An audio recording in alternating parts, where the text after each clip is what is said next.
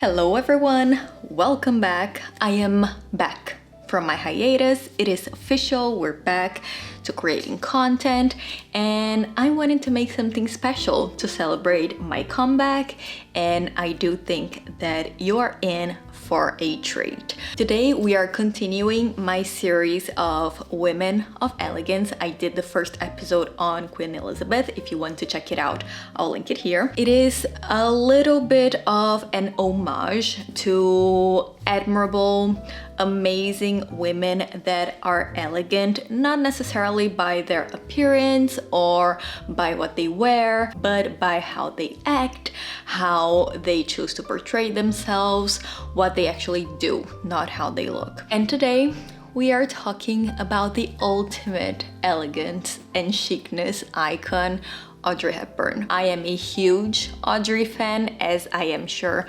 many of you are, and she is a big style inspiration. So to not let you down in the fashion aesthetic part of Audrey, I have prepared a blog post where I kind of talk about her style, the differences between Audrey on screen and off screen, and a bit of a product selection that I do think would help you achieve the Audrey look.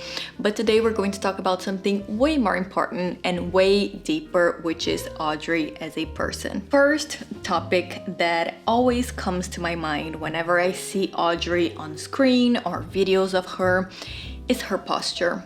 I have talked about this before in one of my videos, but posture is so important and it says so much. When we think of Hollywood actresses, many of them come to mind. I mean, imagine the glamour of Elizabeth Taylor or the kind of coquettish flair of Natalie Wood or that European charm of Brigitte Bardot. None of them compare in elegance to Audrey Hepburn, in my opinion. And I think that the key factor for that was her posture. I don't know what it is about the way that Audrey moves. I think it's certainly a result of her training as a classical dancer, but she had this gentleness, this ethereal quality to the way that she held herself, which was just so beautiful to see. And that makes a big difference, because if you look at movies where she's not even dressed up as a glamour puss like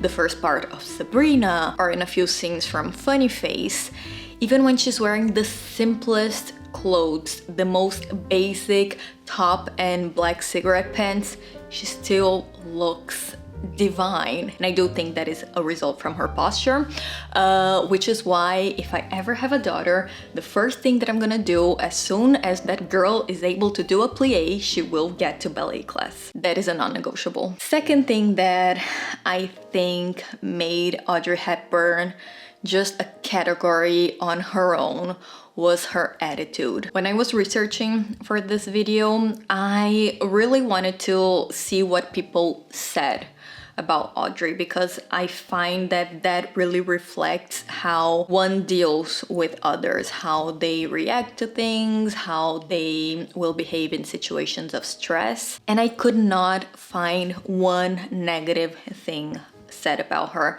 It's just a myriad of compliments, of admiration, of kind words. And I think that that is what we should strive for, isn't it? Because when you have all that fame, all that money, all of that possibility around you, it might be easy to fall into the trap of being a diva, of treating others poorly, of not having time for your family, of becoming very conceited and extremely egotistical. That did not happen with Audrey Hepburn. If you have any testimony, any evidence that she was not a great person, please send it to me, because I could not find it. And I think this is something that we can always keep in mind and is a constant exercise. I know that I am always policing myself over this, but it's for a bigger goal.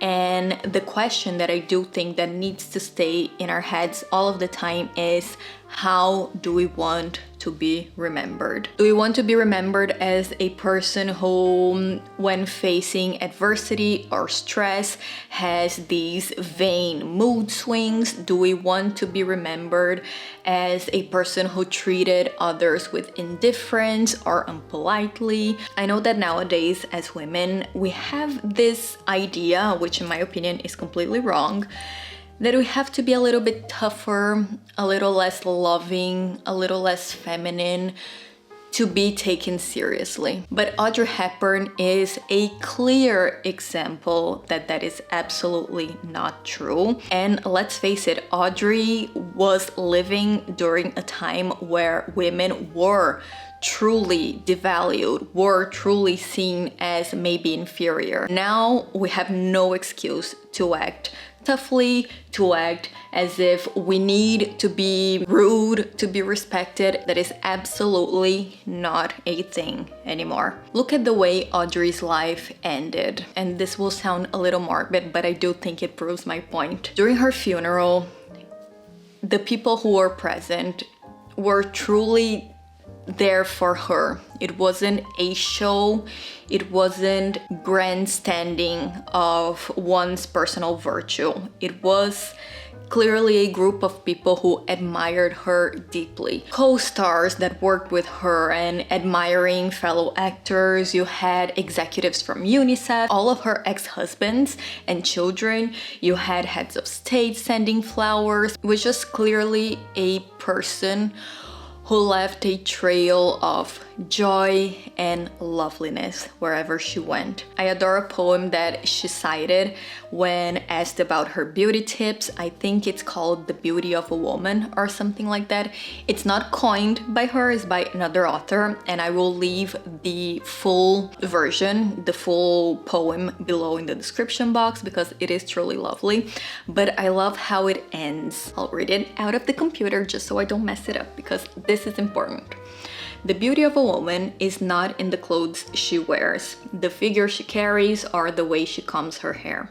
The beauty of a woman must be seen from in her eyes, because that is the doorway to her heart, the place where love resides. Maybe a little corny, but isn't it 100% true?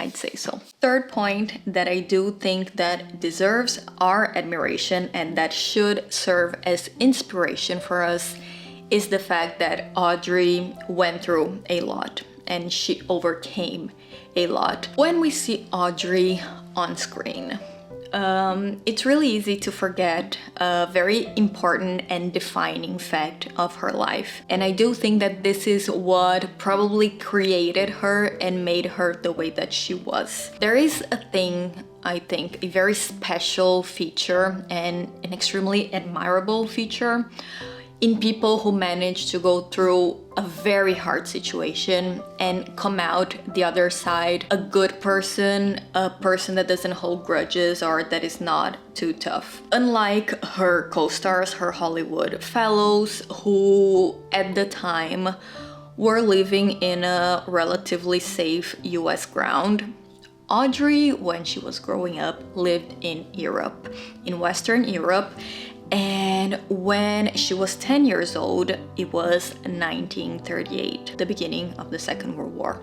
So she actually witnessed the Nazi invasion of Europe and went through a hell of a period trying to survive that. She came from an aristocratic family, so her first part of her infancy was very comfortable and she traveled a lot. That's why she learned a lot of languages. But then all hell broke loose and she just found herself a teenager, basically a preteen, seeing her reality fall apart. She was originally from the Netherlands. Her parents did travel a lot and they purposefully decided to go back to the Netherlands because they thought it would be a little bit more neutral during the war, so the perils of invasion would be less harsh, which didn't happen at all. And in fact, she was in the Netherlands during the Dutch famine, a cut of supplies by the Nazi army basically as a retaliation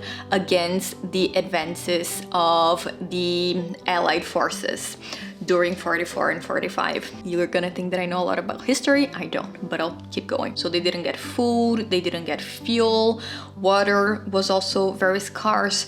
And Audrey recalls that period of her life as basically going through 3 days without eating, having boiled water and 1 slice of bread for breakfast, a broth for lunch made from boiling 1 potato, not having milk, not having sugar, not having flour, just going through something so terrible, so horrid, witnessing things. And she came out the other side still portraying beauty, happiness, lightness. When we see that things are starting to get to our head and we start caring about silliness, about absolute silliness, I think it's a great reminder.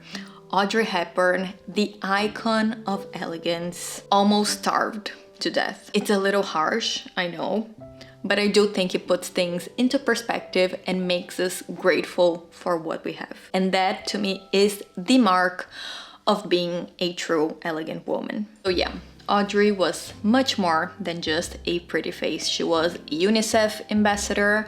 She spoke 5 languages. She is one of the 17 people to have EGOTs, so artists who have won Emmys, Grammys, Oscars, and Tonys.